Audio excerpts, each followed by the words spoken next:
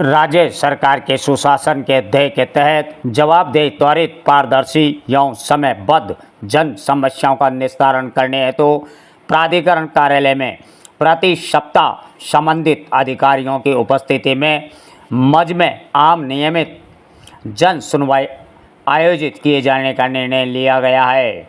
जन सुनवाई में आमजन की सूचनाओं, सुझाव एवं शिकायतों यथा पट्टे बनाना, भवन निर्माण स्वीकृति, विक्रय स्वीकृति, नाम हस्तांतरण, पुनर्वास, भूमि आवंटित, भूपट्टी आवंटन एवं नगरीय कर, अवैध निर्माण, अतिक्रमण संबंधी शिकायतों व अत सार्वजनिक हित से जुड़े मामलों की मौके पर ही सुनवाई की जाकर त्वरित निस्तारण की कार्रवाई सुनिश्चित की जाएगी एवं यदि किसी मामले में समय लगने की संभावना हो तो समयावधि निर्धारित की जाएगी। जन सुनवाई प्रत्येक गुरुवार प्रातः 10 बजे से दोपहर 12 बजे तक मंथन सभागार प्राधिकरण परिसर कोटा में आयुक्त की अध्यक्षता में आयोजित होगी। यह प्राधिकरण के सचिव, निदेशक अभियांत्रिक, वित्त, नियोजन, विधि, उपायुक्त एवं तहसीलदार गण जन सुनवाई के दौरान स्वयं उपस्थित रहेंगे। जन सुनवाई व्यवस्था के प्रभारी श्री हिम्मत सिंह राव तहसीलदार कोटा विकास प्राधिकरण होंगे एवं श्री फूलचंद वर्मा अतिरिक्त निजी सहायक सेवानिवृत्त कार्मिक पत्रावली साधारण आदि कार्य करेंगे। जन सुनवाई के दौरान एवं प्रतिदिन जन समस्याओं से संबंधित प्राप्त होने वाले समस्त प्रार्थना पत्रों को प्राधिकरण के काउंटर पर कंप्यूटर में डाटा एंट्री कर पंजीकृत किया जाएगा।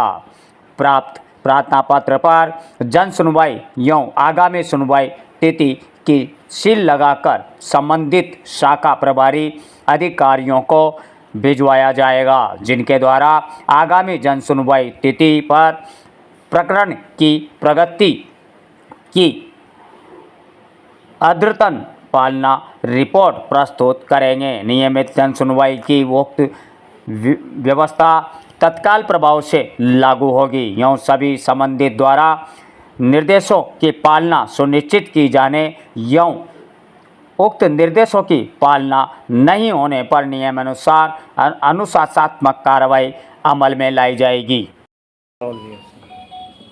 सर, केडीए में आज से जन सुनवाई हर गुरुवार को स्टार्ट हुई है, क्या कुछ इसका उद्देश्य और आमजन से किस तरह से इसका जुड़ाव रहेगा? राज्य सरकार का संवेदनशील और पारदर्शी प्रशासन का, सुशासन का एक बहुत बड़ा ध्येय है और हम निरंतर प्रयास कर रहे हैं कि राज्य सरकार के इस ध्येय की प्राप्ति के लिए कोटा विकास प्राधिकरण कार्यालय में आने वाले प्रत्येक आगंतुक को एक पेशेंसफुल लिसनिंग, एक धैर्य से उसको तसल्ली से सुनने का अवसर मिले। सब साथी अधिकारी हम साथ बैठते हैं प्रति गुरुवार को 10 से 12 बजे के बीच। सर, कोटा में यूआईटी के सैकड़ों की तादाद में प्लाट खाली पड़े हुए हैं सर, उनमें पानी भर जाता है जिससे आसपास के मकानों में नमी आ जाती है और इसके कारण उक्त प्लॉटों में लगभग अब 3 से 4 बच्चे डूब के मर चुके हैं। एक दंपति का पूरा मकान धराशायी हो चुका है। कहीं सैकड़ों बार, यानी राज्य सरकार ने भी कई बार आदेश जारी किए, लेकिन उक्त प्लॉटों का अभी तक किसी तरह का कोई निस्तारण नहीं हो पा रहा और इससे क्या है सर, बीमारियां हो रही है। देखिए, ये समस्या लगभग सभी शहरी निकायों में होती है। लोग प्लॉट खरीद लेते हैं और उस पर अपना निर्माण कार्य कराते नहीं हैं, तो हम निर्माण शास्त्री लगाते हैं और इसके अलावा जो हमारे जो नियम हैं उनमें जो भी प्रावधान होते हैं उसके मुताबिक कार्रवाई करते हैं। तो ऐसे जो भी प्लॉट्स हैं जिनमें ज़्यादा समस्याएं होती हैं तो हम खुद भी उसमें मड पंप लगाकर पानी भी निकलवाते हैं और जो भी कुछ कार्रवाई करने की होती है वो करते हैं। लेकिन विशेष रूप से इसमें पेनल्टी शास्ति लगाने का एक बड़ा स्टेप है जो हम ऐसे सभी प्रकरणों में हम कर रहे हैं। सर, पहली बार आज जन सुनवाई आयोजित हुई, क्या कुछ आपके सामने समस्या आई आमजन से रिलेटेड? या देखिए, काफ़ी सारे प्रकरण ऐसे होते हैं जो कहीं न कहीं कोटा विकास प्राधिकरण की अलग अलग शाखाओं में, कोई लीगल शाखा में, कोई सेल सेक्शन में, कोई किसी तरह की प्लानिंग सेक्शन में, कहीं कोई किसी लेवल पे पेंडिंग रहता है। तो वो इसको समस्या को एक अंतिम पड़ाव तक वो प्रकरण पहुंच जाए, तो हमने एक ये व्यवस्था दी है कि हर काम का एक निश्चित समय रेखा उसकी निर्धारित करें और उस निर्धारित समयावधि में वो अधिकारी जिसको जो काम कराना है, उसका कोई साइट प्लान बनना है, उसका कोई लीगल ओपिनियन आनी है उस पर, और कुछ जो कुछ भी कार्रवाई होनी है, कि छोटे छोटे काम होते हैं, लोग उसकी वजह से तकलीफ में आते रहते हैं। सर, और वो रोज बड़ी तादाद में यहाँ आते रहते हैं। तो हम अनंतपुरा से MBS मार्ग जो बोला जाता है, जो अनंतपुरा जो नया थाना बना है, वहाँ पर UIT की करोड़ों की भूमि पड़ी हुई है। उक्त भूमि पे लगातार अतिक्रमण होते जा रहे हैं।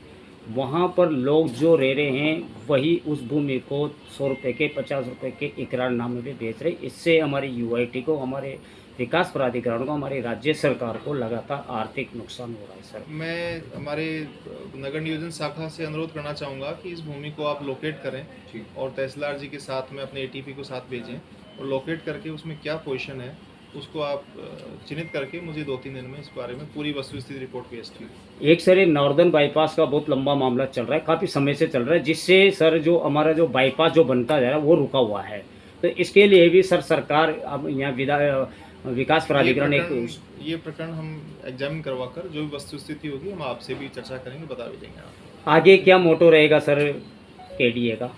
विकास प्राधिकरण में आने वाले हर आगंतुक को, हमारे हर आउंटी को, हमारी शहर की आधारभूत संस्थाओं को एक ऊंचाई देने के लिए हमारे माननीय लोकसभा अध्यक्ष महोदय के भी निरंतर प्रयास हैं, और हमारी राज्य सरकार का जो भी ध्येय है कि हम संवेदनशील और पारदर्शी प्रशासन दें, हम उस लक्ष्य को प्राप्त करने के लिए निरंतर प्रयास करते हैं। Thank you sir.